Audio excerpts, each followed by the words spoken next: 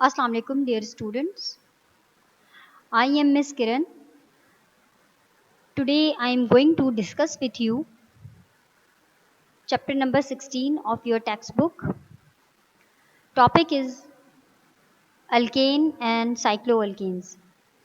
जैसे कि आप लोग जानते हैं कि लास्ट टाइम हम लोगों ने डिस्कस किया था chapter number 16 organic compounds, classification of organic compounds such as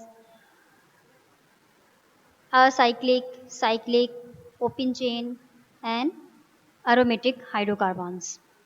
अब हम लोग डिस्कस करेंगे अल्केन को डिटेल में और साइक्लो अल्केन्स। अल्केन से आप लोग अच्छे तरीके से वाकिफ़ हैं, आप लोगों ने मैट्रिक में भी ऑर्गेनिक केमिस्ट्री को स्टडी किया है मैट्रिक फेडरल बोर्ड में कि अल्केन जो हैं वो हमारे पास सैचुरेटेड हाइड्रोकार्बन्स होते हैं जिनमें कार्बन कार्बन सिंगल बॉन्डिंग होती है और हमने ये डिटेल में स्टडी किया है इंट्रोडक्शन इसका मैट्रिक फेडरल बोर्ड में। थोड़ा सा हम सरसरी सा इसका इंट्रोडक्शन देखेंगे। Alkanes are organic compound that consist entirely of single bonded carbon and hydrogen atoms and lack any other functional groups.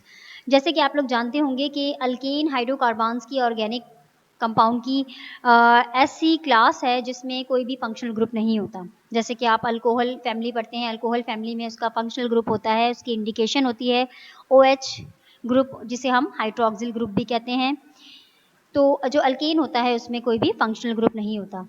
Alkenes have the general formula CnH2n+2, इनका general formula है and can be subdivided into the following three groups: the linear state, chain alkane, branch alkane and cycloalkane. Cycloalkane means के जो carbon है, जैसे कि हमने previous lecture में भी देखा था चैप्टर नंबर 16 के जो कार्बन है वो खुद को एक साइकिल में अरेंज कर लेते हैं। तो उनका जब हम नॉमेनक्लेचर देखते हैं या जब उनका हम नेम कॉल करते हैं तो उसके साथ हम साइकिल टर्म भी मेंशन करते हैं। How to name organic compound using the IUPAC rules. IUPAC is the abbreviation of International Union pair applied chemistry. ये एक कमेटी है, इंटरनेशनल कमेटी है जो कि हमारे पास जितने भी केमिस्ट्री में कंपाउंड हैं, ऑर्गेनिक कंपाउंड हो गए, इनऑर्गेनिक कंपाउंड हो गए, उन्हें नेम, उनके नेम को सजेस्ट करता है कि अगर एक इंसान है, कोई शख्स है, अगर वो पाकिस्तान में रिसर्च कर रहा है एक कंपाउंड के ऊपर और उसे रिसर्च के सिलसिले में किसी दूसरी कंट्री जाना पड़ जाए तो उसका जो कंपाउंड है उसका जो नाम उसकी अपनी कंट्री में है वही नाम उसका दूसरी कंट्री में जाने के बाद रहेगा, उसे वहाँ पर ईजीनेस हो।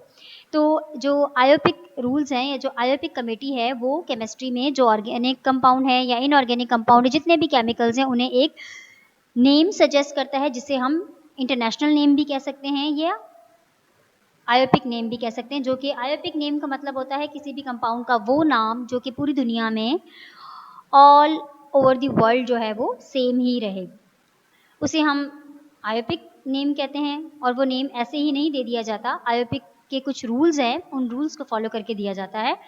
और दूसरी तरफ हमारे पास आ जाते हैं कॉमन नेम। कॉमन नेम जो है वो हम एरिया टू एरिया जो है कॉमन नेम वरी करते जाते हैं कि जिस एरिया से कोई कंपाउंड मिला या कोई भी एलिमेंट किसी एरिया से मिला तो उसको उस एरिया के नाम पर उसका नाम रख दे। This is called common name. IUPAC name को आप सिर्फ आयोपिक कमेटी के रूल्स के मुताबिक ही सजेस्ट कर सकते हैं। How to name organic compounds using the IUPAC rules. हम रूल्स भी देखेंगे जो international union pure applied chemistry ने हमें दिए हैं कि किस तरह से ऑर्गेनिक केमिस्ट्री में ऑर्गेनिक कंपाउंड को हमने नाम देना है। कुछ एग्जांपल्स भी हम उसकी स्टडी करेंगे। In order to name organic compounds you must first memorize a few basic names. These names are listed within the discussion of naming alkane. In general, the base part of the name reflect the number of carbon in what you have assigned to be the parent chain. जैसे कि आप लोगों ने ये भी आपको काफ़ी चीज़ें का आइडिया पहले से है कि हम अल्केन में आपको पढ़ा कर आ चुके हैं कि सिंगल कार्बन जिसमें होगा, सिंगल कार्बन वाले अल्केन को हम मीथेन कहते हैं जिसका फार्मूला CH4 होता है। दो कार्बन आ गए, C2 हो गया, C2H6, तो वो हमारे पास हो जाएगा ईथेन, फिर प्रोपेन, फिर butane, pentane, hexane, heptane, octane, नोनेन, decane. तो ये जो है कुछ आपके पास जनरल या आप लोग बोले बेसिक नेम्स हैं अल्केन्स के, जो कि कार्बन टू कार्बन का नंबर चेंज होने की वजह से उनका नाम भी चेंज हो जाता है। In general, the base part of the name reflect the number of carbon in what you have assigned to be the parent chain. Parent chain आपके पास स्ट्रेट चेन भी हो सकती है, ब्रांच चेन भी हो सकती है। पेरेंट चेन सेलेक्ट करने के भी कुछ रूल्स होते हैं, वो भी हम स्टडी करेंगे कि पेरेंट चेन हमेशा आप उस चेन को पेरेंट या बेस चेन कह सकते हैं जिसमें नंबर ऑफ कार्बन आपको ज़्यादा से ज़्यादा मिले। फिर वो स्ट्रेट चेन भी हो सकता है और ब्रांच्ड भी हो सकता है, और भी उसके बहुत सारे रूल हैं।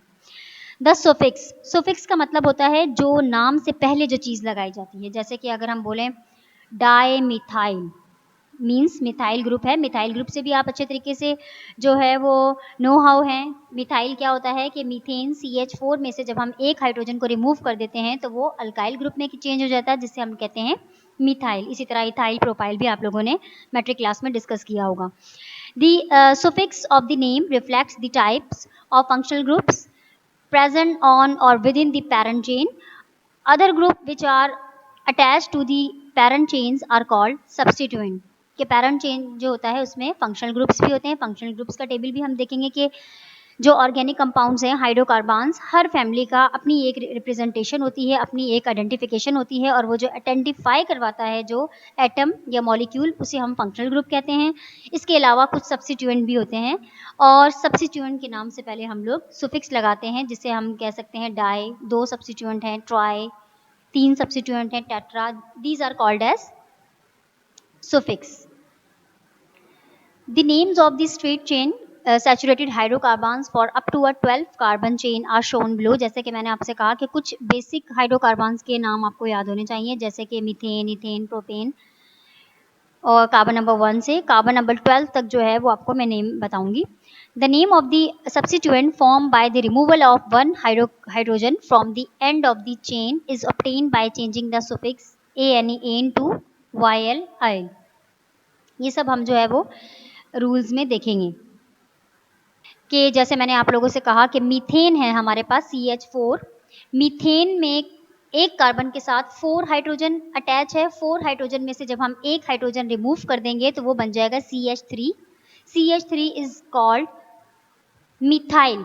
मतलब जो आपके पास सुफिक्स लगा हुआ है, सुफिक्स जो है मैंने आपसे लास्ट जो है वो स्लाइड में डिस्कस किया था कि सुफिक्स हम पहले लगाते हैं। सुफिक्स हम पहले नहीं लगाते, सुफिक्स सॉरी हम बाद में लगाते हैं। जैसे कि प्रीफिक्स जो होता है PREFFIX, प्रीफिक्स हम पहले लगाते हैं जो कि डाई, ट्राई, टेट्रा होते हैं, लेकिन जो सुफिक्स हैं वो हम एंड में लगाते हैं। कि अगर आपके पास अल्केन है, अल्केन फैमिली का जो सुफिक्स है वो है ANEN, मीथेन, ईथेन, प्रोपेन, तो ANEN जो है वो सुफिक्स है। ठीक है, तो आपने ये बात क्लियर करनी है, मैंने आपसे मिस्टेकनली जो है वो प्रीफिक्स को सुफिक्स कह दिया। तो सुफिक्स जो है वो नेम के एंड में लगता है।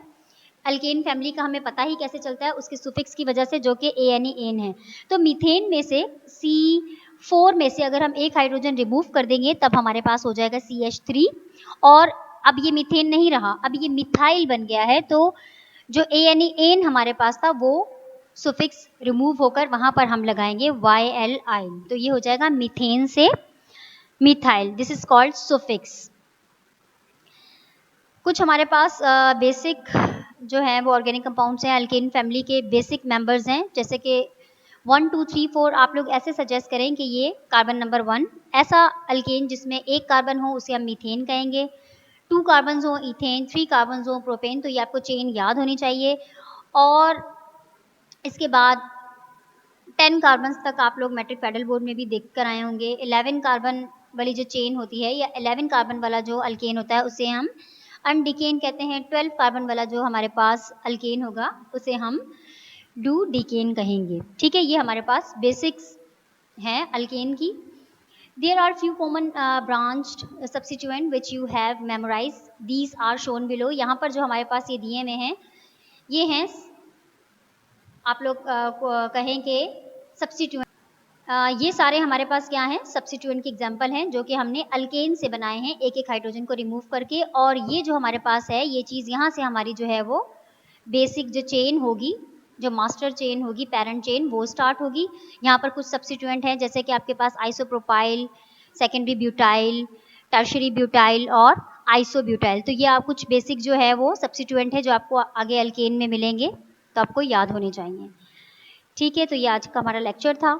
Thank you so much.